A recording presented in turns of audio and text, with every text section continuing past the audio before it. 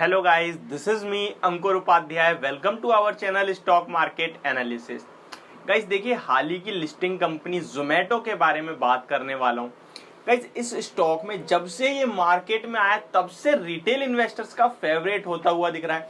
बहुत ही जल्दी अपनी तरफ फोकस कर लिया इसने, आकर्षित लोगों का, और बहुत ज्यादा लोग इसमें बाय इनिशिएट कर रहे हैं। ऐसे में गाइस न्यू एज बिजनेस है और बिल्कुल भी एसेट क्लास नहीं है, लेकिन इस काउंटर पे जो ब्रोकरेज हाउसेस के टारगेट हैं वो बहुत ही ज्यादा बड़े बड़े आ रहे हैं।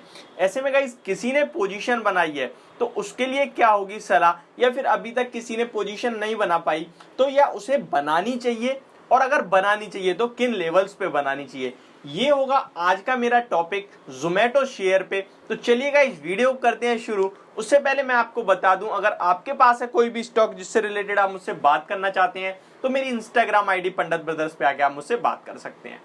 देखिए गाइस, जोमेटो का शेयर फ्राइडे के सेशन में देखा हमने 138-39 के अराउंड क्लोजिंग देता हुआ दिखा है। गाइस स्टॉक अराउंड 115 पे लिस्ट हुआ था।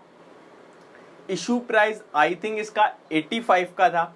115 पे लिस्ट हुआ और उसी दिन सर्किट लगाया था इसने, अटेम्प्ट करा था 20% का, और 139 का ही सर्किट था स्टॉक। उसके बाद 125 पे भी मिला आपको, 120 पे भी मिला, बट उससे नीचे जाता हुआ मैंने नहीं देखा।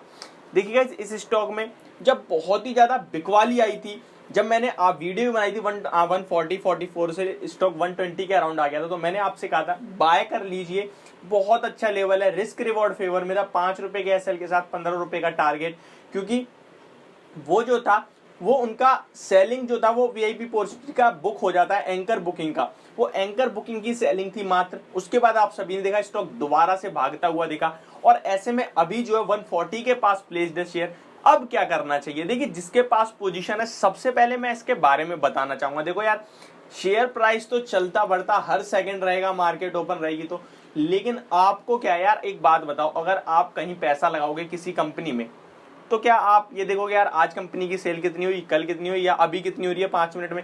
आप थोड़ा टाइम लेके लगाओगे ना, तो आपको कंपनी के बारे में समझना बहुत जरूरी है, तभी आप उसमें पैसा लगाओगे अगर इन्वेस्टर हो तो। और अगर ट्रेडर हो फिर तो आप 5 पॉइंट की मूव मिले तो निकल जाओगे, 2 पॉइंट की मूव मिले तो निकल जाओगे। आपका क्या काम है? आपका तो प्रॉफिट बुक करते रहना है, या फिर एसएल के साथ अपना जो भी, अगर एसएल है वो ट्रिगर हो रहा है तो वहां से निकलना है। लेकिन आप अगर short term medium term positional buyer हो तो आपको कंपनी को भी समझना है थोड़ा। तो देखिए, पोजिशनल भी हो तो भी इनफैक्ट आप ट्रेडर ही गिने जाओगे, आप वो हटा दिए। Short term to long term वालों की बात करता हूं मैं, मीडियम टू लॉन्ग टर्म वालों की।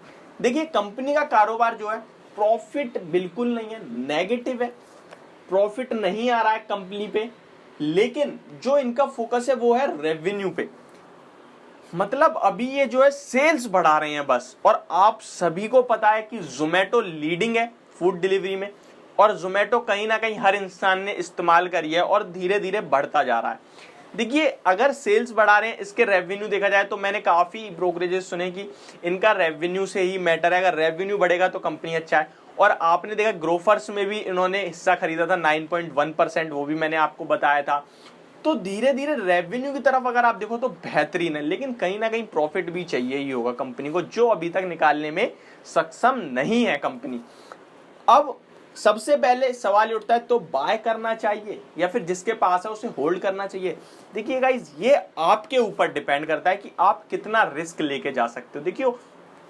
देखिए क्योंकि कंपनी जो है कहीं ना कहीं प्रॉफिट से ही चलती है, लेकिन जोमेटो जो है वो मतलब सेल देख रही है, रेवेन्यू देख रही है, प्रॉफिट निकालेगी कहीं ना कहीं, बट अभी कारोबार बढ़ा रही है।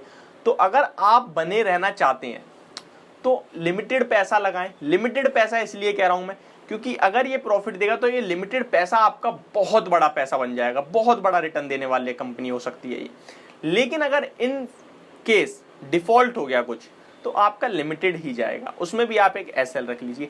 ऐसे में एक ब्रोकरेज हाउस की रिपोर्ट जो निकल के आई वो मैं बताता हूं, उनमें बुल केस में टारगेट, सबसे पहले आपको समझना होगा बुल केस क्या होता है।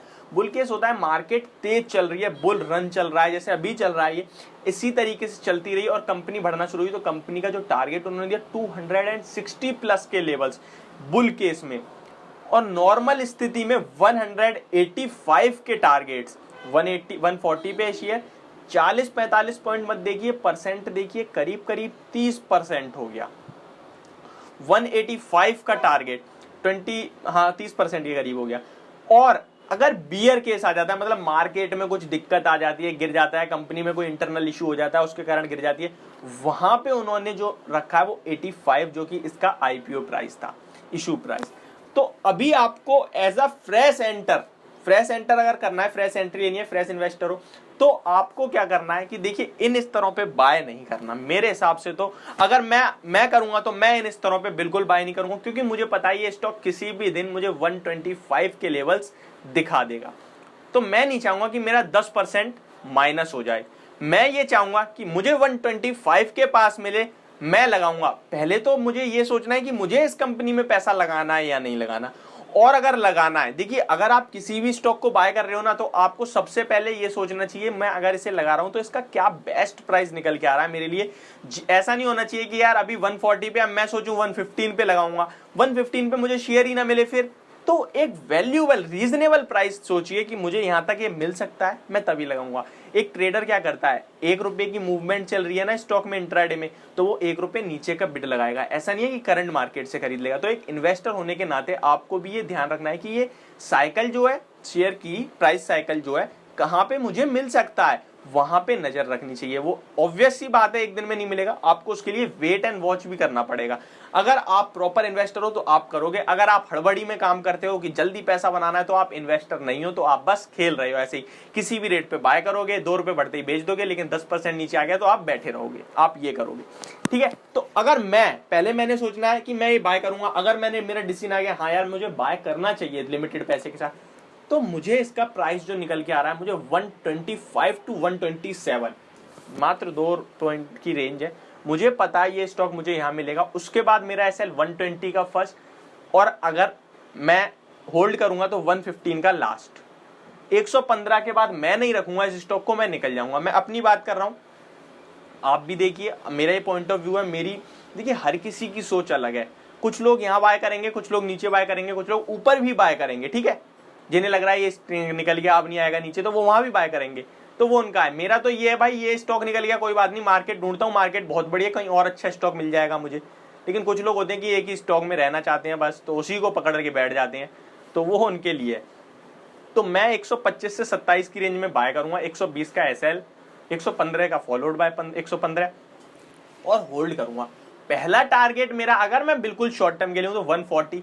देखिए मुझे भाई 10% 5 से 10% मिल रहा है एक महीने में, मेरे लिए बहुत अच्छा है। 5-10% निकालना कोई छोटी बात नहीं है मार्केट में एक महीने में, अगर मिल रहा है बहुत अच्छा है।